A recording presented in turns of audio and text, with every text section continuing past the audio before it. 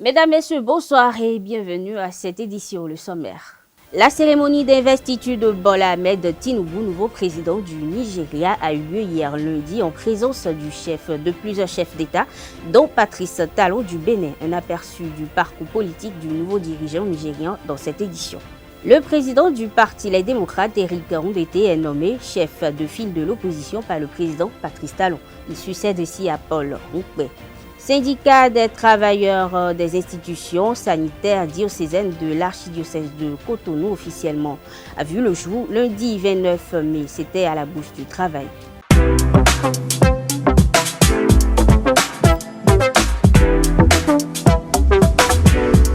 Moi, je suis à ESAE et toi? Moi, je suis en administration des finances à ESAE.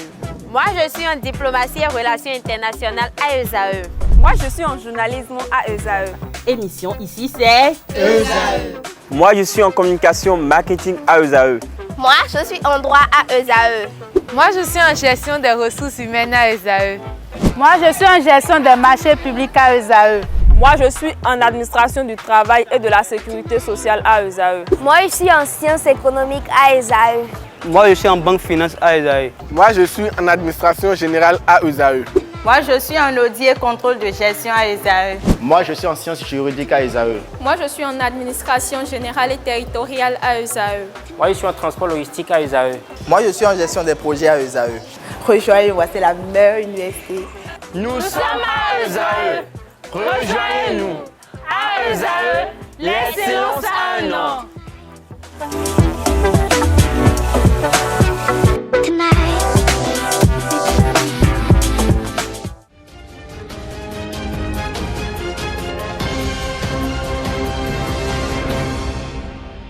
Bienvenue. Bola Ahmed Adekunle Tinubu est installé dans ses fonctions de président du Nigeria depuis hier lundi à Abuja. Élu à la présidence de la République fédérale du Nigeria sous la bannière de All Progressive Congress APC, à la suite du scrutin de février dernier, il succède ainsi à Muhammadu Buhari qui a dirigé le Nigeria durant 2 mandats entamés en 2015 à suivre dans cette édition. Dans cet élément, le parcours du nouveau président du Nigeria, réalisation signée Nosirine Fatumbi. Âgé de 70 ans, Asiwaju Bola Ahmed Tinubu est un homme politique nigérien né le 29 mars 1952. Surnommé le faiseur de roi ou encore le parrain pour son influence considérable, même s'il est critiqué sur des faits d'abus de corruption et de blanchiment d'argent, est un ancien sénateur et gouverneur de l'État de Lagos. Il est élu sénateur de l'État de Lagos pour la circonscription de Lagos-Ouest en 1993, peu avant le coup d'État militaire de Sani Abacha. Après la restauration de la démocratie par Olusegun Obasanjo, il est élu gouverneur de l'État de Lagos, poste qu'il occupe du 29 mai 1999 au 29 mai 2007. Pendant ses mandats de gouverneur, il est crédité pour sa lutte contre les embouteillages routiers et son amélioration de la collecte des ordures et sa lutte contre le crime organisé. Bola Ahmed Tinubu a aussi lancé plusieurs grands projets d'infrastructure. Après la fin de son mandat de gouverneur de l'État de Lagos, il est traduit devant le tribunal du Code de conduite à Abuja et est accusé d'avoir pris part au fonctionnement et à l'entretien de plusieurs comptes bancaires étrangers, freinant ainsi l'article 7 du Code de conduite. En 2007, Bola Ahmed Tinubu est accusé par pointblanknews.com de faire partie d'une alliance de gouverneurs nigériens ayant détourné plus de 140 millions de dollars de fonds publics pour acquérir la propriété de Global Satellite Mobile, une société de téléphonie GSM privée. Il a fait l'objet d'une enquête de la Commission nigériane contre les délits économiques et financiers pour corruption et blanchiment d'argent. Mais Bola Ahmed Tinubu et 2 autres gouverneurs sont innocentés par la Commission. Après l'élection de Muhammadu Buhari à la présidence de la République, il est considéré comme le chef informel du Congrès des progressistes APC. En 2018, il soutient la candidature d'Adams Aliou à la présidence du parti. Lui-même est alors leader national de l'APC. En février 2018, Bola Tinubu est nommé à la tête du comité de réconciliation du parti APC qui est chargé de résoudre ses problèmes de dissidence et de le réunifier. Lors de la convention nationale en juin 2018, il affirme que sa visite a pour but de réconcilier les membres du parti mécontents. En mars 2018, s'est tenu le 10e colloque dont l'idée a été conçue en 1999 par des amis proches et des associés de Bola Tinubu. Ceux-ci estimaient que certains des débats intellectuels menés lors de la réunion que Bola Tinubu présidait devraient être retranscrits dans un lieu qui permettrait d'élargir la discussion et de conduire à des résultats tangibles. Par exemple, le thème de la 9e édition du colloque en 2017 était le produit au Nigeria et a permis d'examiner de manière critique comment les Nigérians peuvent s'assurer qu'ils produisent ce qu'ils utilisent et qu'ils utilisent ce qu'ils produisent. Le thème de la 8e édition en 2016 était l'agriculture et en 2015, lors de la 7e édition, le changement. Comment ça va fonctionner? Candidat à l'investiture de l'APC pour l'élection présidentielle de 2023, le parti au pouvoir, Bola Ahmed Tinubu, a été déclaré vainqueur le 1er mars par la Commission électorale nationale indépendante à l'issue du premier tour de l'élection présidentielle au Nigeria qui s'est déroulé en fin de semaine dernière. D'après les décomptes, il a obtenu environ 8,79 millions de voix, soit 36,6%, tandis que ses principaux challengers, Atiku Abubakar du Parti démocratique du peuple et Peter Obi du Parti travailliste, ont enregistré respectivement 6,9 millions et 6,1 millions de voix. Les principaux partis d'opposition se sont plaints d'irrégularités et ont rejeté le résultat comme étant frauduleux. Le scrutin qui s'est déroulé globalement dans le calme attendait plus de 87 millions d'électeurs aux urnes. Pour rappel, il remporte l'investiture de l'APC en juin 2022 avec 55,3% des voix. Son candidat à la vice-présidence est Kashim Shettima. La Commission électorale nationale indépendante déclare Bola Tinubu vainqueur de l'élection dès le premier tour. Les partis des deux autres principaux candidats dénoncent fraude et manipulation et demandent l'annulation du scrutin. Ancien gouverneur de Lagos, le centre économique du Nigeria, Bola Tinubu, âgé de 71 ans, succède au président Muhammadu Buhari. Les citoyens de la ville de Cotonou, informés de cette investiture, lui adressent leurs félicitations et énoncent leurs attentes vis-à-vis de son gouvernement. Au micro de Francis Farani. Je voudrais d'abord saluer cette investiture hier, lundi 29 mai 2023. Je vais dire au revoir d'abord à l'ancien président Muhammadu Buhari et bon repos. Et bienvenue au nouveau président Bola Ahmed Tinubu et son vice-président M. Kashim. Et je leur souhaite la réussite. Nous sommes contents maintenant de à Kounowe. Nous sommes Nigeria, nous sommes bon, nous vivons en temps où tout gamin temps de ce temps pour être en main. Ça veut dire que donc bon, mais tu finis de dire, nous avons vécu en tant que Palégois. Il fut a governor of Lagos State. I thank him and I tell him that he's welcome. He's welcome. Now, l'État de Lagos, c'est un État dans le Nigeria et c'est le plus peuplé, l'État le plus peuplé du Nigeria. Ils sont actuellement à 216 millions d'habitants.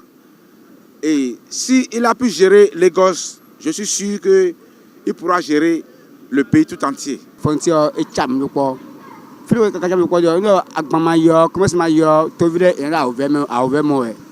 Encore ça nous est ça nous bon et bro a ouya foya combien ton temps bon nous est calé on to gam ton de so et ten homme bon on to ga ten homme et vivre mettre ville town parce que Nigeria est to de bon minde be no le minde de fois mon et des gens de mes de fois nous donc ouais me le bi c'est donc on te benu to gam to tauna tama de yene o ndo benu tauna to gam ko ton de ka du kan enyon mi me benuale be vin to gam ton donc dagbe na tin me bi bo e facilité tin me bi do ajowa e akona to me e affaire bro ntem bro sin côté o ali ko na me bi bon même temps de non à mes 5 côtés de 5 côtés o akona bi o to me mi moye podo akona to me ton le po ma to fi ko na facilité me bi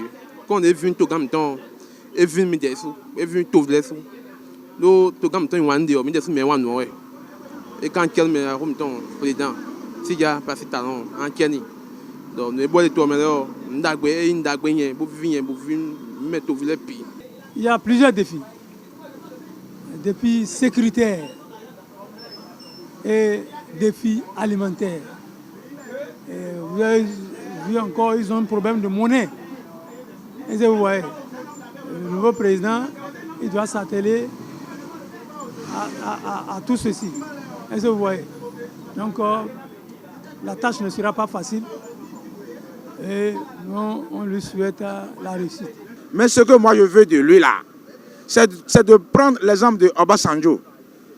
Obasanjo aime sa nation et aime aussi le Bénin. Il n'a qu'à aimer le Bénin et nous laisser au moins jouir au moins de quelques bonnes choses du Nigeria. Il y a essence là-bas, il y a beaucoup de choses là-bas. Mais la manière dont la chose se gère là, moi je ne suis pas d'accord. Le ciment même qui est produit là-bas, ils peuvent créer de voies et nous amener ici.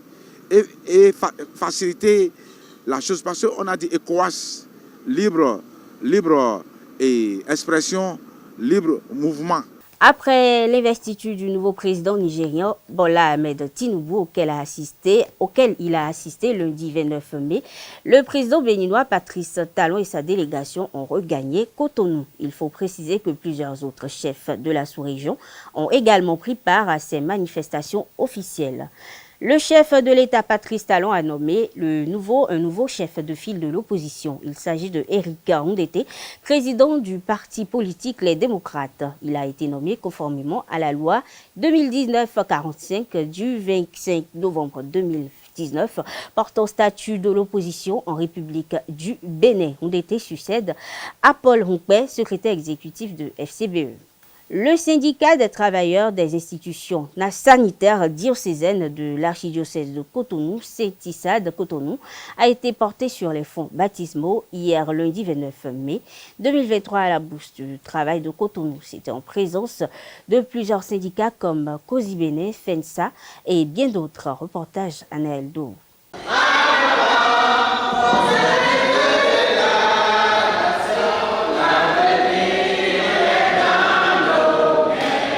Ainsi voit le jour le syndicat des travailleurs des institutions sanitaires diocésaines de Cotonou, Saint-Issade Cotonou. Ce nouveau syndicat vient pour renforcer la lutte et œuvrer pour le bien-être des agents des institutions sanitaires diocésaines de Cotonou. Avec joie, les syndicats pairs ont salué l'initiative. On doit vous féliciter.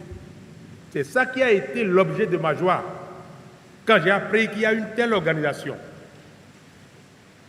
Et avant d'intégrer la salle, nous avons pris le temps de demander, est-ce qu'au niveau de Cotonou, est-ce que toutes les organisations, toutes les institutions, les centres de santé ont adhéré? Nous avons eu l'assurance qu'ils ont adhéré, il n'y a pas eu de rebelle. Félicitations à vous. Vous devez vous applaudir vous-même. Le milieu dans lequel vous êtes est un milieu oscillo-syndicaliste parce que le sens et la valeur du syndicat a été galvaudé. Le syndicat, ce n'est pas l'insubordination d'abord, non. Le syndicat, ce n'est pas le bruit. Le syndicat, ce n'est pas l'insulte de l'autre, de l'autorité. Le syndicat, ce n'est pas l'affront, non. Le syndicat est une organisation capable de défendre les droits et devoirs des militants pour leur faire bénéficier des intérêts de part et d'autre. Au terme des différents travaux du congrès constitutif dirigé par un présidium, les différents organes du syndicat ont été installés avec à leur tête le docteur Fidéon Akpovi comme secrétaire général du Syntissa de Cotonou. Ce dernier s'engage à mener à bien la mission qui lui est assignée. Nous ne faisons rien d'illégal. Le syndicalisme est prévu par tous nos tests. Donc, personne ne doit avoir peur d'appartenir au syndicat.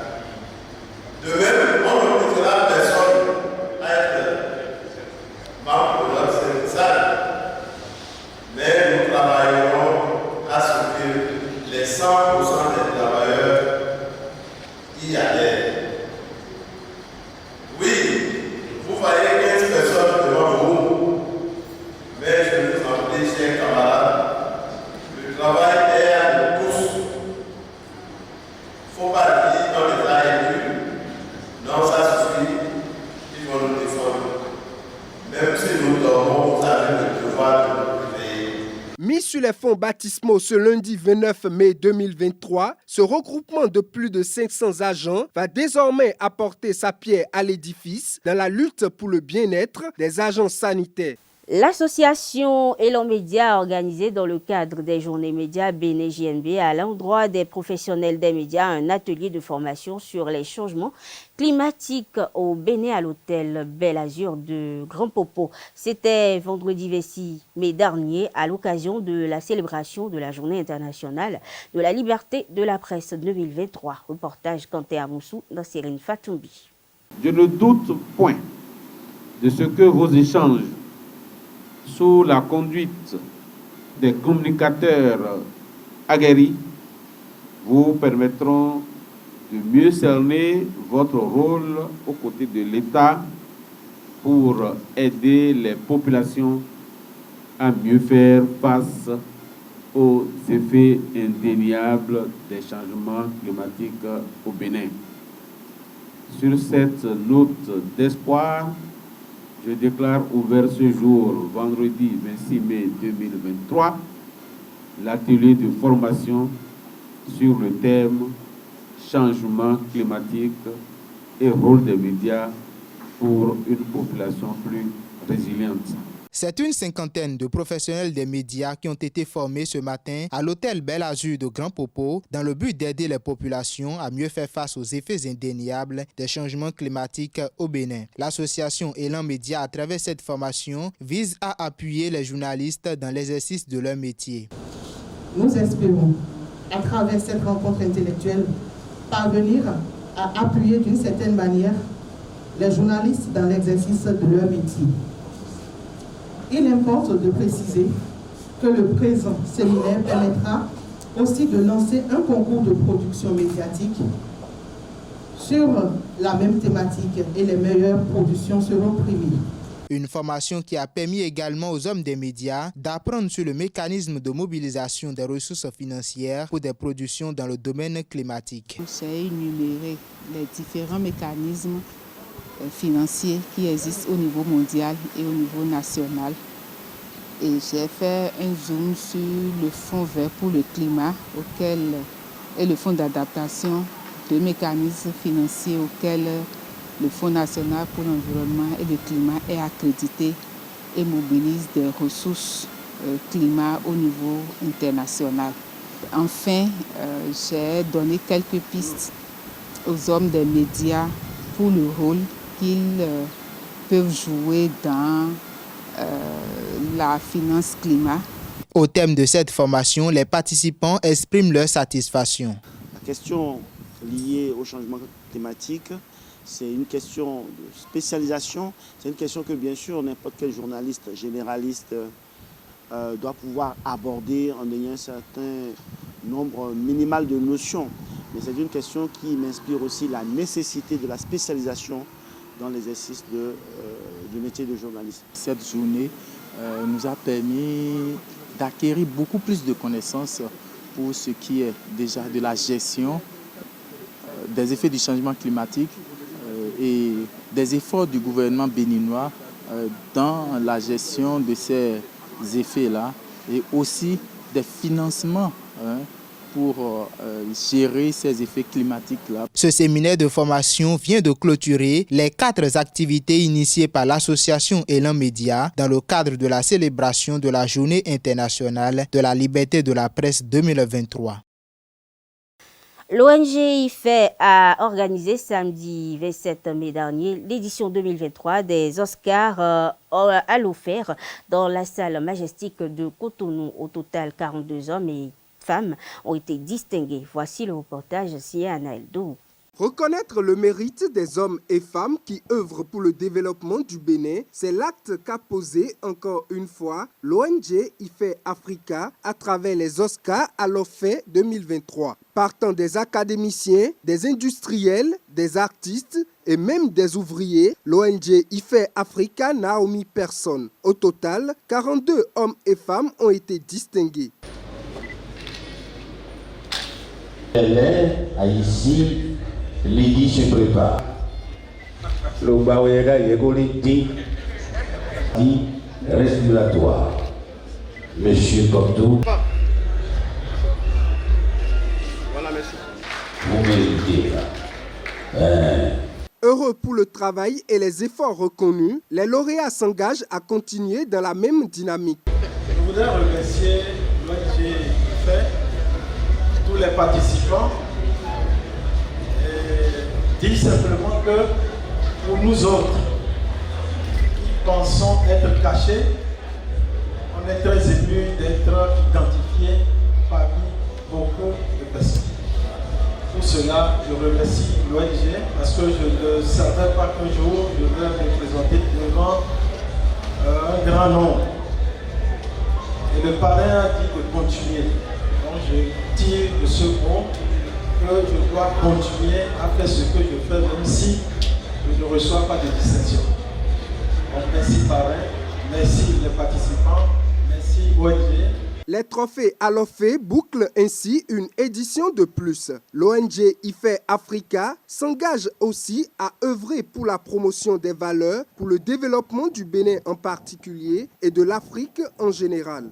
Avec art et les artistes plasticiens participant au projet Héritage Visuel ont communiqué leur génie aux pensionnaires de l'école privée laïque Le Bon Choix de Adidogomé, Wanyombe, le 10 mai dernier. Le reportage compte rendu avec Carles Kitome. Puisque nous sommes à Adidogomé, nous avons conseillé les enfants de travailler sur l'héritage de la localité Adidogomé. Quel est l'héritage d'ici que nous avons trouvé? Nous avons trouvé l'arbre d'Adido. Ainsi, le projet Héritage Visuel a investi l'univers des tout-petits pour une journée de travail. L'art plastique ou le dessin, ça stimule l'intelligence. Abba et le frère. Un arbre. Une activité qui a reçu l'adhésion du corps enseignant. Ils ont formé les enfants sur le dessin. Sur le dessin, les enfants ont dessiné l'arbre. C'est-à-dire, on dit héritage visuel, ce qu'ils ont vu, ce qu'ils voient chaque jour. Donc je suis tellement satisfait sur ce travail. Les enfants ont pu dessiner. Les enfants du cours préparatoire, du jardin. À la fin de cet atelier, organisateurs et enseignants partagent l'envie de rééditer l'expérience. On peut revenir travailler toujours avec les enfants pour voir leur évolution qu'ils ont eue à partir de ce moment, à partir de ce travail qu'on a fait avec eux aujourd'hui. L'association Héritage Visuel peut revenir former nos enseignants. Tel que le directeur de l'école veut, pour qu'on puisse venir travailler avec les encadreurs, pour nous, il n'y a pas de problème. Puisque si nous donnons le savoir aux encadreurs, les encadreurs auront la facilité de les transmettre aux enfants. Occasion pour le précurseur du projet Héritage Visuel de rappeler les avantages du dessin pour les enfants. Nous conseillons qu'on puisse faire en sorte d'instruire les enfants, de conseiller les enfants afin qu'ils sachent que le domaine des arts plastiques, le domaine du dessin, le domaine de la création, etc., ils puissent l'utiliser librement selon comment c'est inclus dans leur fonds intérieur. Puisqu'il y a plein d'artistes ici. Le peu de temps que nous avons eu à travailler avec les enfants, nous avons constaté qu'il y a beaucoup de dessinateurs parmi eux, il y a beaucoup d'artistes parmi eux. Vous voyez. Vivement la prochaine édition du projet Héritage visuel pour faire d'autres émules. Carnet noir dans cette édition, le journaliste Ludovic Ayédégué n'est plus de ce monde. Il est décédé lundi 29 mai des suites d'une courte maladie. Ludovic Ayédégué est membre de la coordination départementale de l'Union des professionnels des médias du Bénin dans les départements Borgou et Libori. Mesdames, Messieurs, ainsi pour fait cette édition. Merci de l'avoir suivi. Bonne soirée à toutes et à tous et à très bientôt.